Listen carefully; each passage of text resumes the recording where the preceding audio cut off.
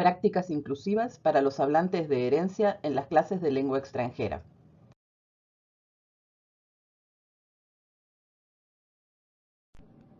Buenos días a todos. Estoy aquí para hablar de las prácticas inclusivas para hablantes de herencia en clases de lengua extranjera. Soy María Cecilia Insiburu, trabajo para la Universidad Antonio de Nebrija y en los últimos años hemos relevado que los hablantes de herencia de lengua extranjera, sobre todo en Europa, tienen muy poca dedicación en las aulas y les toca hacer parte de su formación en aulas donde la mayor parte, digamos, generalmente son solo 1 en 20, son de estudiantes de lengua extranjera y no de herencia.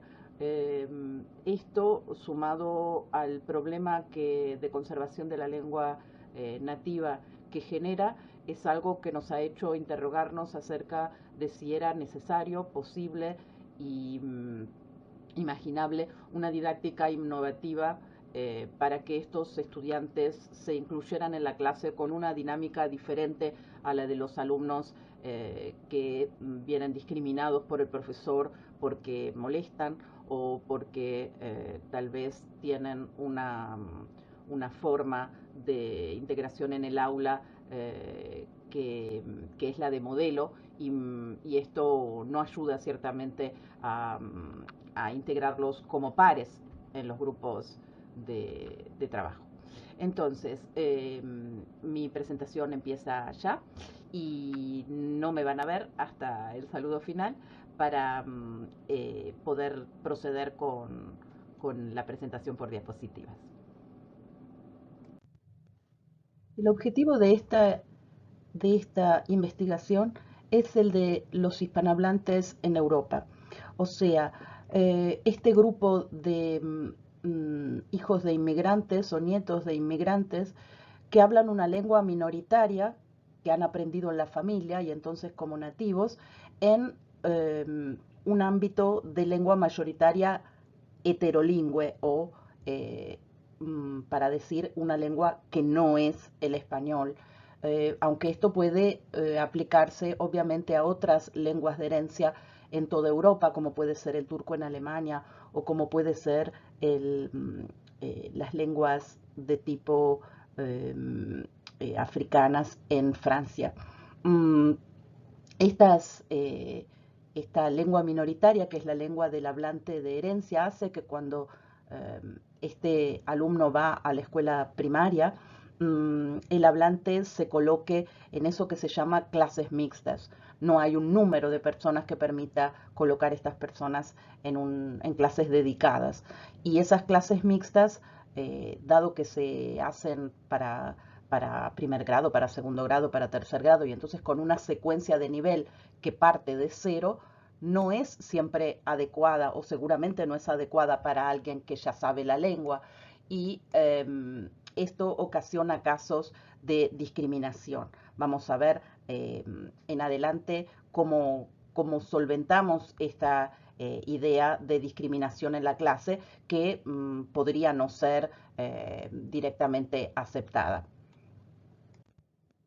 Aquí quisiera presentar brevemente un estudio que justifica el hablar de discriminación.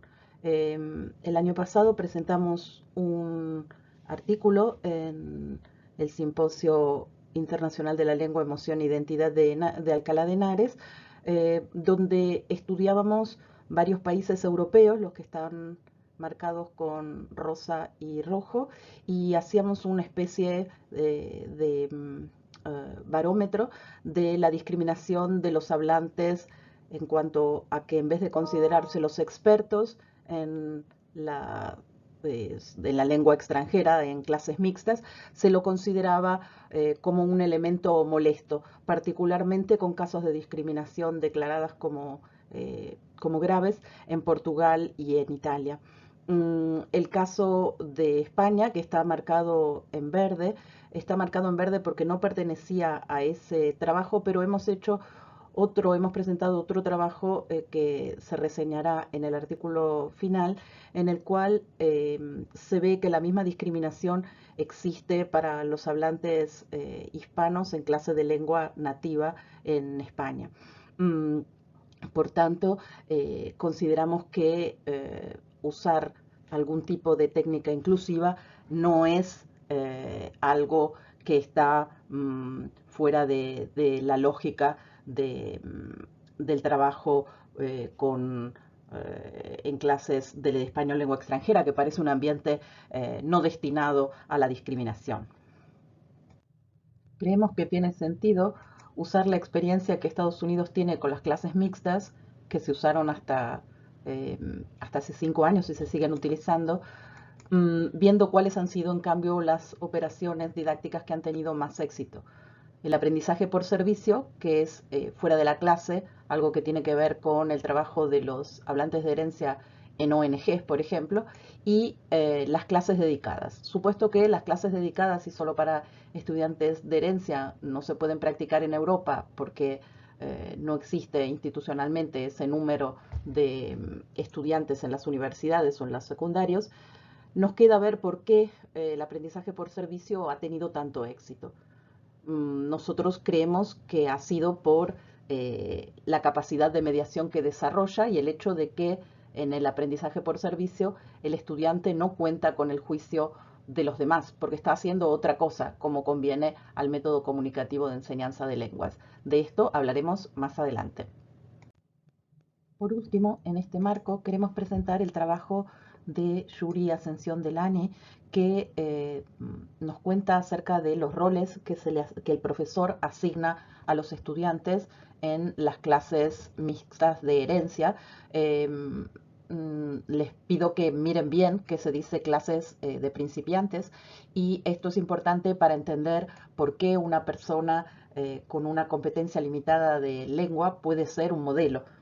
Esto en ámbito europeo, donde la situación es tan diferente, no siempre es posible. Ahora bien, se supone que uno de los roles asignados es el de proporcionar material lingüístico más amplio, cuando el profesor hace hablar al estudiante de herencia sobre lo que está en el libro, por ejemplo, o sobre una experiencia personal relativa al tema que está tratando. En ese modo, el estudiante luce, para decir así, su español y proporciona material lingüístico más variado a sus compañeros. También los profesores suelen pedirle al estudiante, para integrarlo, que provea alternativas léxicas. Por ejemplo, ¿cómo se dice camión? O sea, ¿cómo se dice camión en tu lengua? ¿Cómo se dice bus en tu lengua? Y el alumno provee alternativas léxicas. También puede actuar como informante cultural. Por ejemplo, se habla de comidas o de desayuno y se pregunta cómo se desayuna en tu país o en el país de tus padres. Bien, también en ese sentido puede decir cómo el lenguaje y también los hábitos son de adecuación pragmática, más o menos corteses. En tu país, cuando te regalan algo, ¿se abre, no se abre? ¿Cómo se agradece esto? Bien, además, el alumno es el clásico traductor cuando un compañero le pregunta: ¿y esto cómo se dice en nuestra lengua, en la lengua que comparten, en la mayoritaria? Además, puede asumir el cargo de ayudante en el aula. Todo esto está bien. El punto es cómo hacemos para que el estudiante además aprenda la lengua, porque que sea un modelo de lengua que se integre, que proporcione variantes, etcétera, etcétera, no implica que el estudiante mejore su lengua. Ese estudiante se inscribió en ese curso justamente para mejorar su lengua. Como ya hemos dicho, el aprendizaje por servicio es el que se ha demostrado más positivo para los hablantes de herencia. La pregunta es, ¿cómo podríamos hacer para colocarlo dentro de la clase y dentro de una clase mixta? Creemos que las actividades de mediación lingüística, que son absolutamente eh, congeniales a los estudiantes y a los hablantes de herencia, dado que ellos mismos en situaciones de inmigración realizan la mediación lingüística y cultural para sus padres, para sus abuelos, cuando van al médico, cuando tienen que hacer trámites, etcétera. nosotros consideramos que llevar eso al aula es un modo mucho más fisiológico, por decirlo así, de introducir el aprendizaje de la lengua. Para verificar la posibilidad de que las actividades de mediación sean más indicadas, ya sea por razones de integración, pero también por razones emocionales y de aprendizaje de la lengua a los estudiantes de herencia, hemos planificado dos actividades, una de tipo tradicional y una de mediación, con roles asignados para la clase y para el hablante de herencia, y hemos aplicado esas clases en 8 cursos de L de escuela media por 154 estudiantes, que fueron los que pudieron dar al final resultados de evaluación de estas actividades por cuestionarios en Italia, Francia y Alemania. Para realizar nuestro trabajo empírico y obtener datos de cuestionario, se realizaron dos actividades de clases, dos protocolos distintos en los cuales la duración prevista era la misma, 25 minutos, solo que en una de ellas, las dos sobre programación de un viaje, una era la de un manual, donde todos los estudiantes tenían nivel B1, y era una cadena de ejercicios, mientras la otra era una actividad de mediación, siempre del mismo tiempo, pero con negociación y trabajo colaborativo, donde el hablante de herencia trabajaba con materiales de nivel C1 y debía mediar para que los L trabajaran con su nivel B1. Estas actividades se describirán con más detalle en el trabajo escrito. Los protocolos estaban contrabalanceados, o sea, la mitad de las clases, 4, hicieron primero el protocolo sin mediación y después el protocolo con mediación, y la otra mitad lo hicieron en orden inverso. Los resultados del cuestionario muestran que los estudiantes muestran una preferencia marcada por las actividades colaborativas con mediación del estudiante hablante de herencia. Esta preferencia llega a un nivel superior al 90%. Los estudiantes L, además, han considerado justos que se evalúe en un modo diferente a los hablantes competentes de herencia en las clases. Y, por otro lado, además de considerarlo justo, los estudiantes de herencia sienten que han aprendido español y consideran positiva la experiencia de líder experto.